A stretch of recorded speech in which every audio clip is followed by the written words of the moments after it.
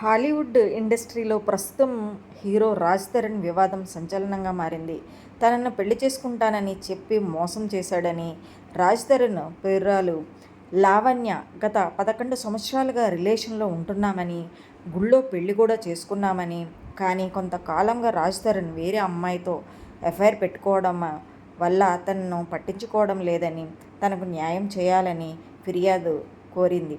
అయితే తను డ్రగ్స్ కేసులో ఇరుక్కున్నానని, తనకు ఎటువంటి సంబంధము లేదు, కానీ ఆ కేసులో నేను ఇరుక్కున్నాను, ఆ టైంలో కూడా నాకు ఎటువంటి హెల్ప్ చేయలేదు, నా తల్లిదండ్రులు చాలా పేద కుటుంబానికి సంబంధించిన వాళ్ళు, అయినా వాళ్ళే నాకు బెయిల్ ఇచ్చి తీసుకువెళ్ళారని, తను ఏ విధంగానూ పట్టించుకోలేదని, నేను కాల్ చేస్తే లేదు నేను కొన్ని రోజుల తర్వాత వచ్చి కలుస్తానని చెప్పాడని తను చెప్పటం జరిగింది.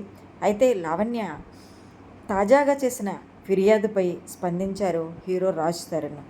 ఈ విషయం గురించి రాజ్ తరుణ్ మాట్లాడుతూ, లావణ్య చెప్పేవన్నీ అబద్ధాలని, తను డ్రగ్స్కి అలవాటు పడిందని, డ్రగ్స్ అమ్ముతూ ఉంటుందని, అందుకనే నేను ఆవిడకి గత కాలంగా నా సొంత ఇల్లుని తనకిచ్చి నేను దూరంగా ఉంటున్నానని అతను చెప్పుకొచ్చారు. కానీ లావణ్య చాలా నన్ను టార్చర్ చేసిందని, నా ఫేమ్ పోతుందని, డీఫేమ్ అవుతుందని నేను అటన్నిటికీ దూరంగా ఉండి అన్నీ భరించానని ఆయన చెప్పుకొచ్చారు.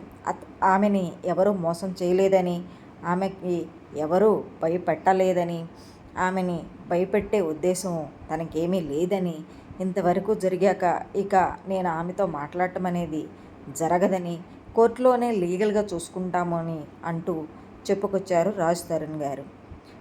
మరి ఈ వివాదం ఎక్కడి వరకు వెళ్తుందో చూడాలి, మరి ఏం జరుగుతుందో చూడాలి.